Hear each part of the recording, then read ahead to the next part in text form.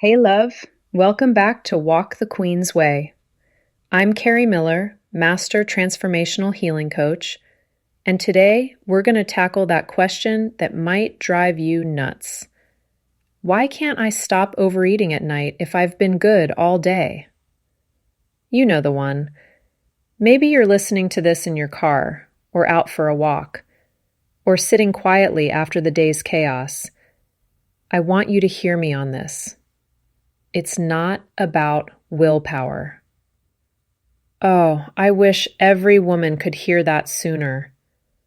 Most of us grow up thinking, if I just had more discipline, if I could just get my act together, then I'd have this food thing sorted. But that's a lie. Emotional eating isn't about being weak or lazy. It's not a moral issue. Let's challenge that. Emotional eating, especially at night, is a coping strategy. It's a way your system tries to soothe after a day where maybe you've been carrying stress or perfectionism like a badge. The urge to eat isn't your body trying to sabotage you.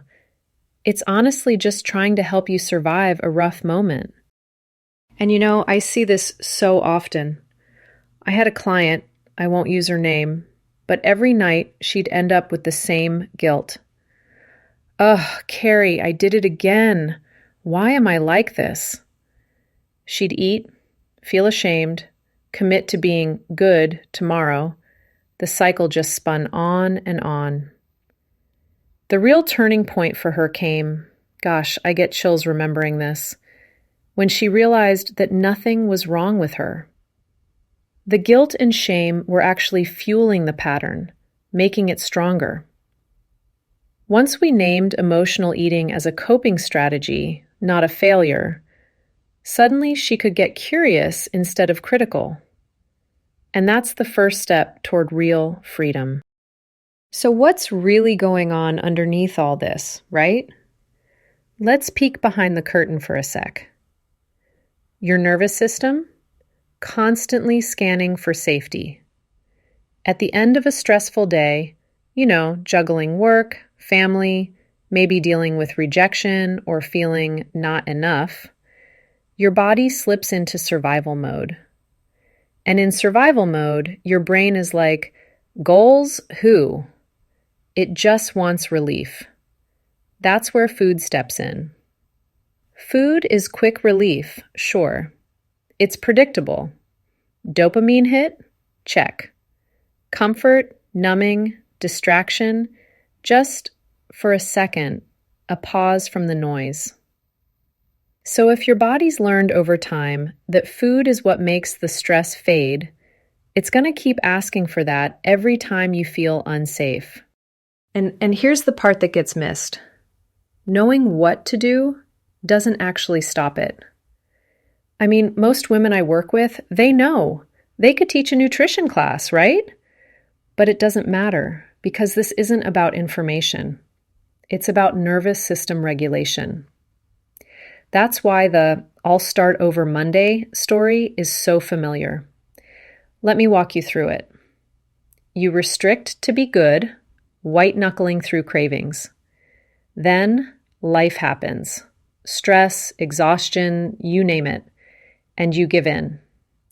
Cue the guilt, the shame spiral, the promise to fix it with more restriction, which actually just creates more deprivation, more stress, and, well, you guessed it, even more eating. That's the loop.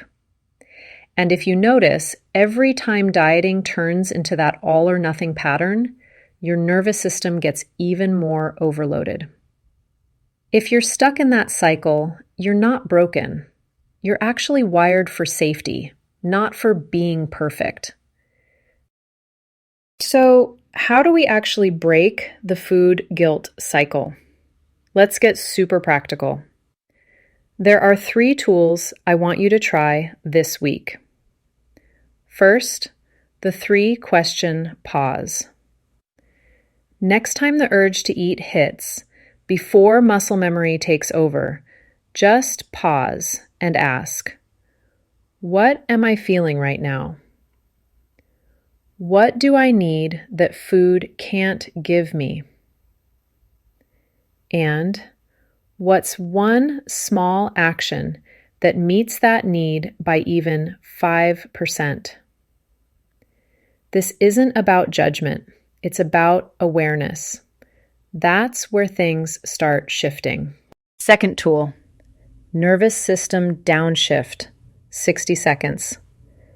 Listen, this one's powerful and so simple.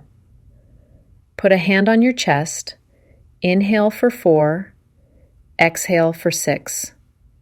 Do that 6 times. I know, it sounds basic, but those longer exhales signal safety. You're not fighting the craving, you're just turning down the intensity.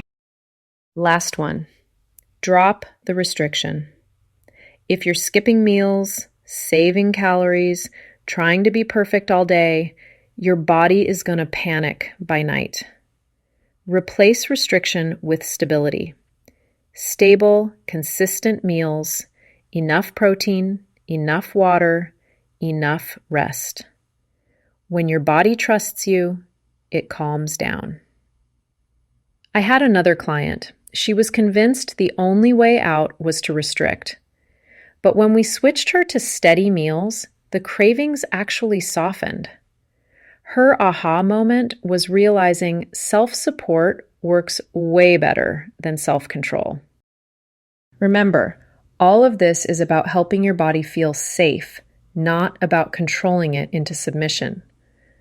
Emotional eating isn't a character flaw. It's a learned strategy. Your job now? Support yourself better, not harder. If you want to go deeper and map out your unique path, I offer free discovery calls. Just DM me the word discovery, and let's chat about what's actually going on underneath for you and how to make food less of a battle. I am seriously so proud of you for being here. Talk to you soon.